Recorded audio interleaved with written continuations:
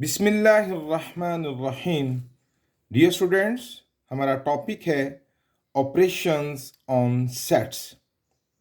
इस लेक्चर में हम सीखेंगे कि what is union of two sets, what is intersection of two sets, how to find the difference of two sets, what is complement of a set, what are disjoint sets, what are overlapping sets, and identification of sets using Venn diagram। बहुत आसान और दिलचस्प topic है, तो चलिए शुरू करते हैं। सबसे पहले हम सीखेंगे यूनियन ऑफ टू सेट्स। अगर मेरे पास दो सेट्स गिवन हैं, जैसे ए है 1 2 3 4 5 और बी है 2 4 6 8 10, और मैं इनका यूनियन फाइंड करना चाहता हूं, A union B, it's the symbol of union U. Okay, तो भाई ए सेट लिखते हैं पहले 1 2 3 4 5 union. Okay, then B set 2 4 6 8 and 10। अब व्हाट यूनियन मीन्स, यूनियन का मतलब होता है बच्चों कि ए और बी के तमाम मेंबर्स को मिलाकर लिख देना, इसे कहते हैं यूनियन ऑफ टू सेट्स। तो चलिए मिलाते हैं 1 2 3 4 5, 1 2 3 4 5 एंड नो इस बी सेट के मेंबर 2, लेकिन 2 पहले इस सेट में आ चुका है तो रिपीट नहीं होगा, बिकॉज सेट की डेफिनेशन है कि उसमें कोई भी मेंबर रिपीट नहीं हो सकता। तो 2 पहले आ चुका है, अब नहीं आएगा। 4 पहले से इस सेट का मेंबर हो चुका, उसके बाद है इस सेट का मेंबर 6, तो हम यहाँ लिखेंगे 6, then 8 and 10। So it is the union of two sets. Okay, अगर मुझे फाइंड करना हो बी यूनियन ए, तो भाई अब पहले बी सेट लिखेंगे 2 4 6 8 and 10, यूनियन अब ए सेट लिखेंगे 1 2 3 4 and 5। अब जब मैं यूनियन का मतलब तो फिर वही कि दोनों को मिलाकर लिखना है। यहाँ मैं बात ये समझाना चाहता हूँ कि अगर मैं सेट के लिखने की तरतीब को देखूँ तो पहले लिखूँगा 2 4 6 8 10, फिर लिखूँगा 1 2 3 4 इस सेट ए के मेंबर। लेकिन सेट के बारे में बच्चों याद रखें कि सेट हमेशा असेंडिंग ऑर्डर में ही अच्छा लगता है। तो हम बेशक ये मेंबर पहले लिखे हुए हैं 2 4, लेकिन इस सेट में 1 है, तो हम दोनों को ख्याल रखते हुए जब यूनियन लिखेंगे तो असेंडिंग ऑर्डर का भी ख्याल रखेंगे। कहना क्या चाहता हूँ, अब पहले चूंकि असेंडिंग ऑर्डर में 1 आता है तो हम यहाँ 1 लिखेंगे, 2 3 4 and 5। अब हम इसके मेंबर लिखेंगे जो क्या आ रहे हैं 6 8 and 10। अब देखें कि ए यूनियन बी का आंसर और B union A answer both are same, therefore पता ये चला कि A union B is equal to B union A. इसे क्या कहेंगे, कमोटेटिव प्रॉपर्टी ऑफ यूनियन। अब सीखते हैं इंटरसेक्शन।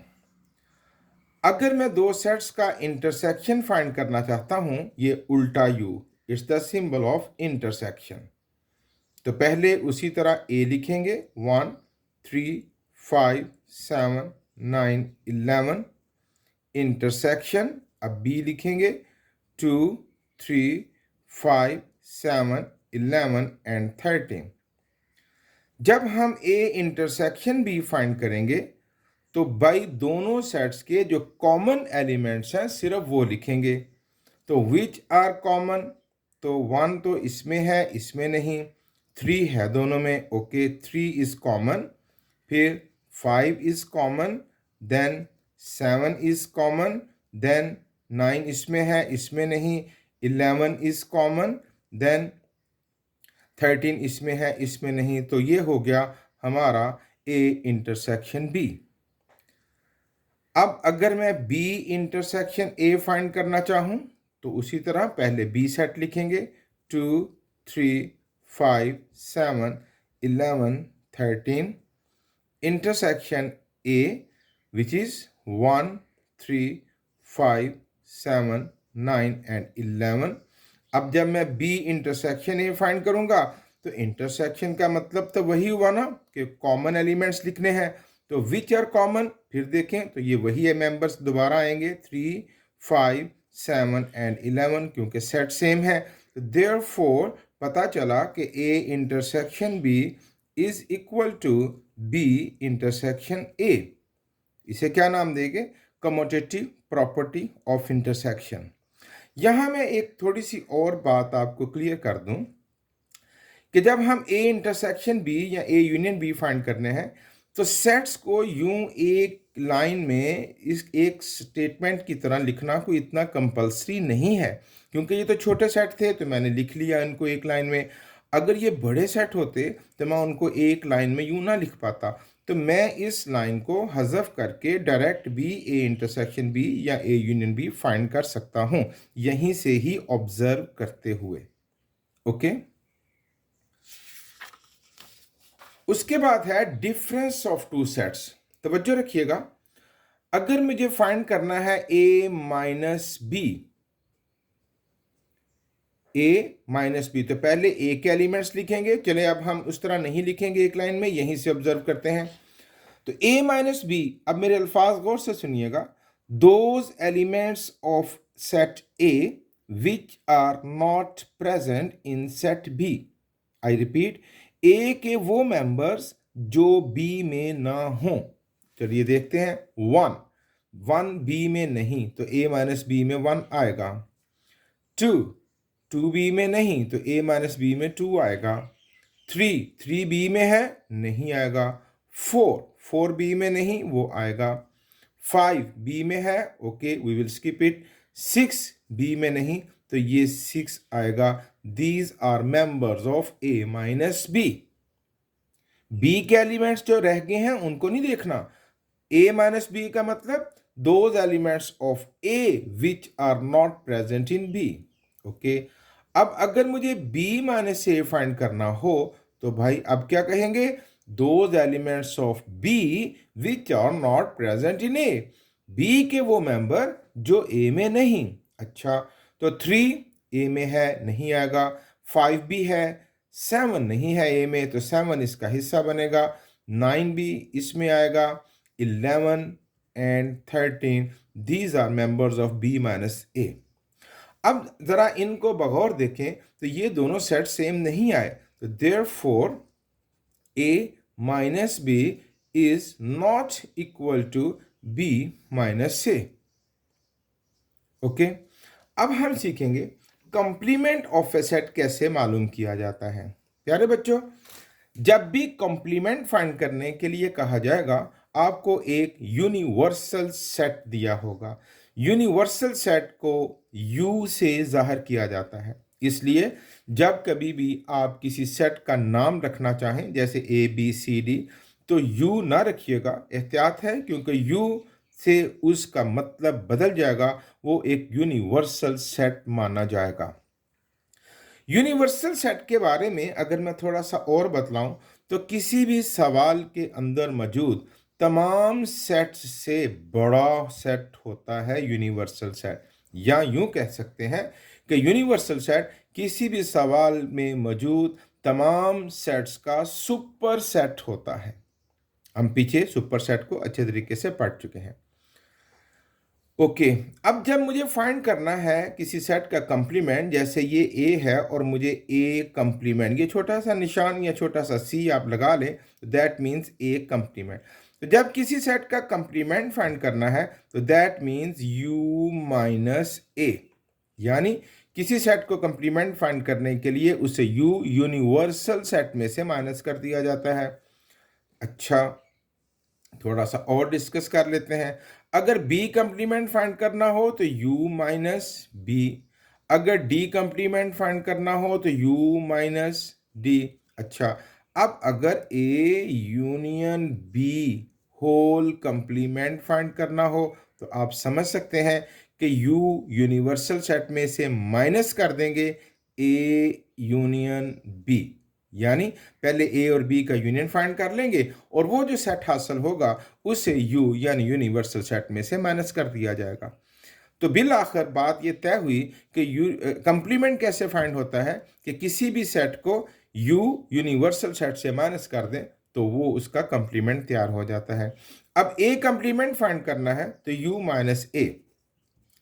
अब जो माइनस करने का या डिफरेंस करने का मालूम तरीका तो अभी हमने सीखा, यानी those elements of U which are not present in ए।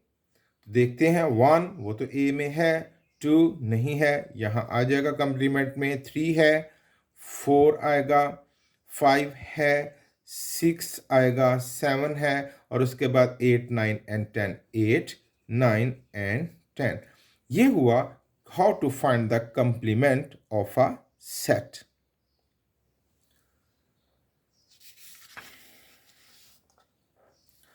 अब बड़ी अहम इंफॉर्मेशन बच्चों, जब भी दो सेट्स को हम कंपेयर करें तो वो तीन में से किसी एक सिचुएशन में होंगे, या तो वो डिसजॉइंट सेट्स होंगे या ओवरलैपिंग सेट्स होंगे या कोई एक सेट दूसरे का सबसेट होगा। आइए समझते हैं।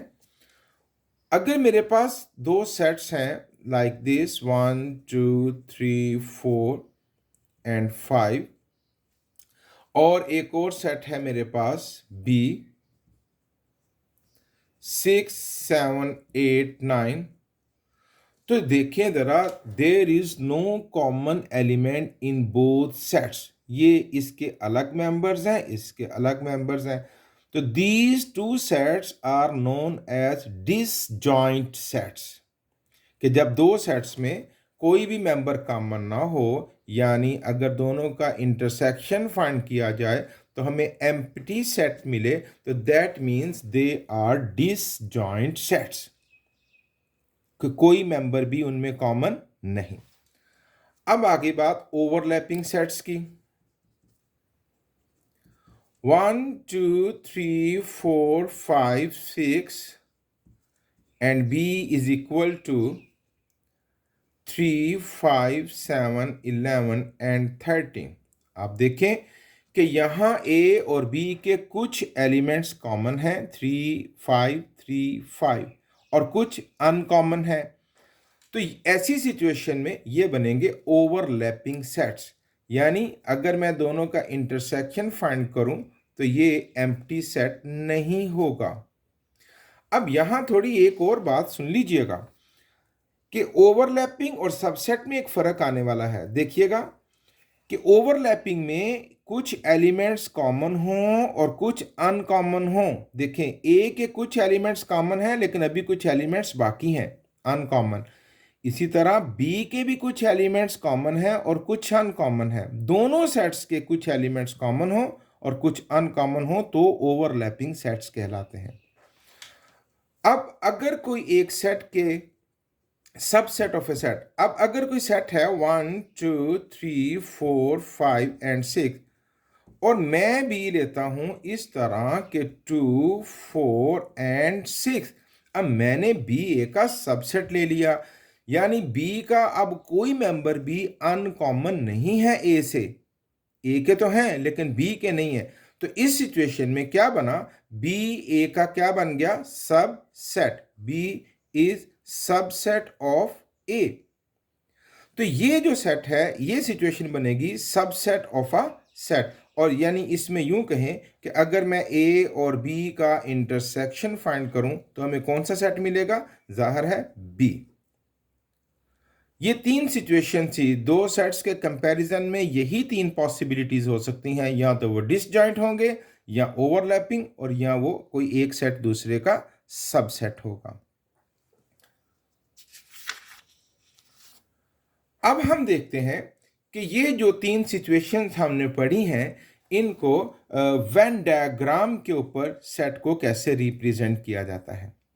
अच्छा, वेन डायग्राम में अगर किसी एक सेट को रिप्रेजेंट करना हो तो we take a rectangular area. देखिएगा, हम एक रेक्टेंगुलर एरिया लेते हैं और इसको यूनिवर्सल एरिया का नाम देते हैं। ये भाई हो गया यूनिवर्सल एरिया। अब इसमें किसी सेट को रिप्रेजेंट करने के लिए वी टेक अ सर्कल। ये देखें, ये ए, ये सर्कल के अंदर जो एलिमेंट्स आएंगे वो सेट ए के आएंगे और बाकी सारा यूनिवर्सल एरिया। ये रिप्रेजेंट करने का तरीका है किसी सेट को वेन डायग्राम की मदद से। अब हम तीन सिचुएशंस को देखते हैं। व्हेन सेट्स आर डिसजॉइंट, अगर उनमें कुछ भी कॉमन नहीं तो हमारी वेन डायग्राम किस शेप की होगी?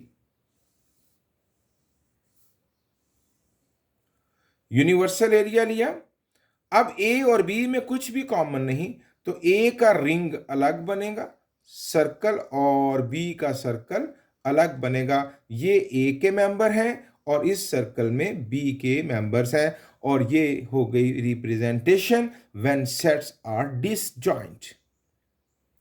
अच्छा, and when sets are overlapping, तो सिचुएशन क्या बनेगी वेन डायग्राम की? Universal area. अब ये एक सर्कल ए के लिए और दूसरा सर्कल हम इसके ऊपर ओवरलैप कर देंगे। ओके, ये हो गया ए के लिए और ये सर्कल किसके लिए हो गया? बी के लिए। और ये वाला जो एरिया है, इस एरिया में दोनों के कॉमन एलिमेंट्स की नुमाइंदगी की जा रही है। ओके, अब when a set is subset of other, universal area लेते हैं यू। अब भाई ए बी का सबसेट है कि बी ए का सबसेट है? बी ए का सबसेट है, तो हम एक सर्कल लेंगे थोड़ा बड़ा और उसको ये ए की नुमाइंदगी करेगा और बी इसके बिल्कुल अंदर, बाहर नहीं निकालेंगे। बाहर निकाल दिया तो उसका तो मतलब होगा कि कुछ एलिमेंट्स बी के अनकॉमन भी हैं, जबकि बी सारे का सारा ए के अंदर मौजूद है, तो बी का सर्कल ए के अंदर लगेगा और ये नुमाइंदगी करेगा सेट बी की। ये थी रिप्रेजेंटेशन थ्रू वेन डायग्राम। अब हम सीखेंगे identification of sets using Venn diagram.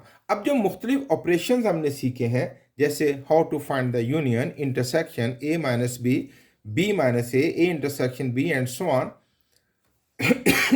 Sorry, अब हम देखेंगे कि वेन डायग्राम की मदद से हम इन ऑपरेशंस को कैसे रिप्रेजेंट करेंगे। अच्छा, यहां तीन कॉलम है। ये कॉलम है कि तीन ही सिचुएशन बताई थी ना मैंने, कि या तो सेट्स डिसजॉइंट होंगे, या ओवरलैपिंग होंगे, या कोई एक सेट दूसरे का सबसेट होगा। तो ये पूरे कॉलम में हम डिसजॉइंट सेट्स को जिक्र करेंगे, और यहां पर ओवरलैपिंग, और यहां पर जब कोई एक सेट दूसरे का क्या है? सबसेट। अच्छा, अब भाई अगर मुझे दोनों का यूनियन फाइंड करना है तो ये डायग्राम कब? When sets are disjoint. तो ए यूनियन बी को रिप्रेजेंट करने के लिए जरा तसव्वुर में ले आइए कि ए यूनियन बी में होता है कि ए के भी तमाम मेंबर्स और बी के भी तमाम मेंबर। तो हम पूरे ए को भी शेड कर देंगे और पूरा बी, ये शेड की मदद से हम इस फंक्शन को रिप्रेजेंट करेंगे। ये हो गया बच्चों ए यूनियन बी, कि ए भी सारा आएगा और बी भी सारा आएगा। अच्छा, अगर सेट्स ओवरलैपिंग होते तो तब भी ए सारा मुकम्मल आना था और बी भी सारा ही मुकम्मल आना था, क्योंकि यूनियन में ए और बी को मिलाकर लिखते हैं। अब जब सब कोई एक सेट दूसरे का सबसेट हो तो ए यूनियन बी में फिर भी दोनों सेट्स को मिलाकर लिखना था, तो हम दोनों को ऐसे शेड कर देंगे। अच्छा, अब अगर ए इंटरसेक्शन बी को रिप्रेजेंट करना है तो भाई इंटरसेक्शन में तो वो लिखने हैं जो कॉमन है। अब अगर आप डायग्राम को गौर से देखें तो डायग्राम का कोई भी हिस्सा कॉमन नजर नहीं आ रहा, सो हम यहाँ किसी भी हिस्से को शेड नहीं करेंगे। यहाँ और अच्छी समझ आएगी। ए इंटरसेक्शन बी, ये हुआ ए, ये हुआ बी, और ए और बी के कॉमन एलिमेंट वो किस हिस्से में है? जी हाँ, यहाँ पर ये ए और बी के कॉमन एलिमेंट्स हैं। इसी तरह ए इंटरसेक्शन बी यहां पर करेंगे तो ए और बी का कॉमन एरिया कौन सा है? ये बी सेट जो है ए इंटरसेक्शन बी का क्या हो गया? common area. A minus B, those elements of A which are not present in B. तो ये रहे A के वो तमाम मेंबर्स जो B में नहीं है, यानी हम सारे A को शेड कर देंगे। यहां पर A के वो मेंबर जो B में नहीं, वो यहां तक नहीं है। यहां पर जो आने वाले मेंबर हैं A के, वो तो B में भी हैं कॉमन एरिया में, तो हम A को यहां तक शेड करेंगे। ये वो एरिया है डायग्राम का जो ये रिप्रेजेंट कर रहा है A माइनस बी के A के वो मेंबर जो B में नहीं। अब A के वो मेंबर जो B में नहीं है, तो वो ये वाला एरिया है बच्चों, ये वो मेंबर है A के जो B में नहीं है। अब B माइनस से B के वो मेंबर जो A में नहीं, तो यहां पर हम B को शेड कर देंगे लाइक दिस।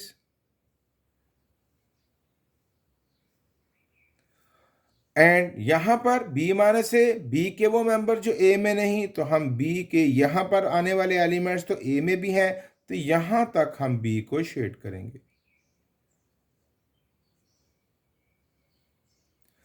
अब B माइनस से B के वो मेंबर जो A में नहीं, B के तो सारे ही मेंबर्स A में मौजूद हैं, तो यहां हम किसी को भी शेड नहीं करेंगे क्योंकि ये एक एम्प्टी सेट आएगा।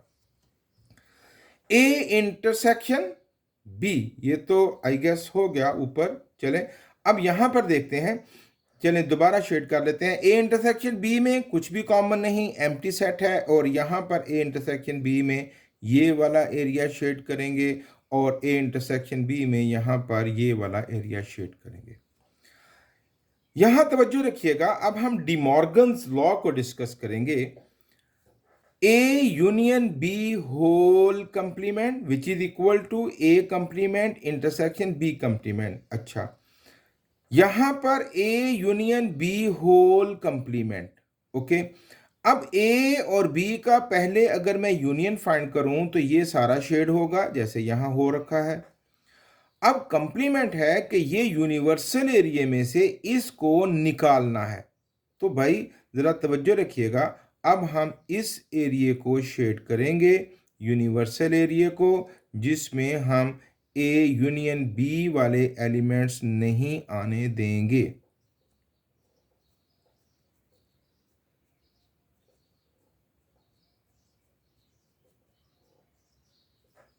ओके, क्योंकि A यूनियन B में देखें ये शेड हुआ था ना, अब इसका इनवर्स, इसके अलावा बाकी सारा शेड कर देंगे, तो ये यूनिवर्सल एरिया है, तो U में से ये हमने निकाल दिया, तो ये वाले एलिमेंट्स आएंगे A यूनियन B कंप्लीमेंट में।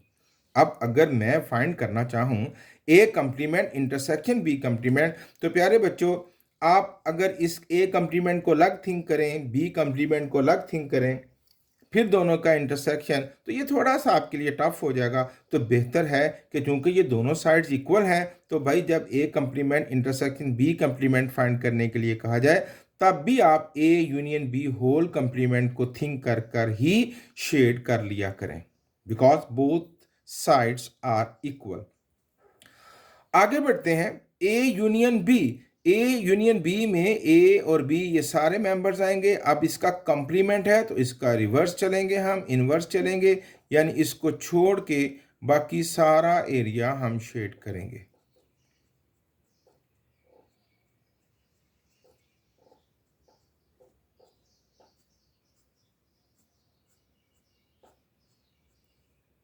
Okay, same here. A union B में ये दोनों सेट्स आएंगे, ए भी आएगा बी भी आएगा, और कंप्लीमेंट इसका रिवर्स इनवर्स होगा, तो हम ये सारा एरिया शेड करेंगे।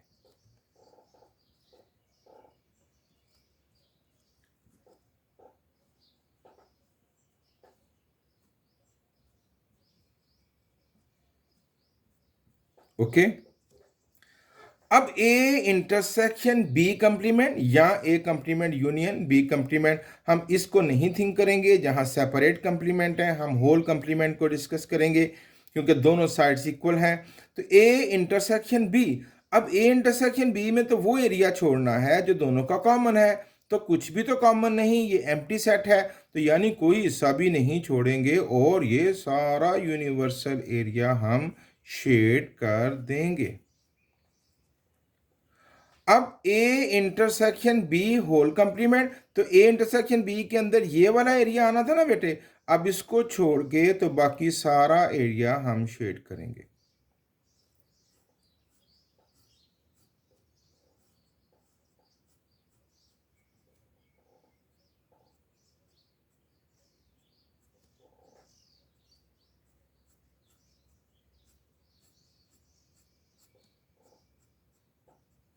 इस एरिया को छोड़ दिया है मैंने, ठीक है ना, क्योंकि ये ए इंटरसेक्शन बी में आ रहा था। अब A intersection B whole complement, तो ए इंटरसेक्शन बी में ये वाला एरिया आएगा। अब इसको छोड़ के तो बाकी सारा एरिया हम शेड करेंगे।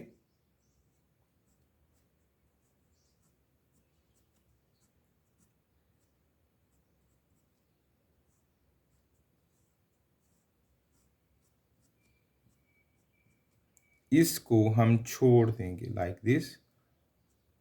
ओके, ये थी बच्चों identification of sets using Venn diagram, जो बहुत आसान और स्विफ्टली किसी बात को समझने के लिए बड़ी अच्छी रिप्रेजेंटेशन है। खूब अच्छे तरीके से प्रैक्टिस कीजिए। Thank you very much.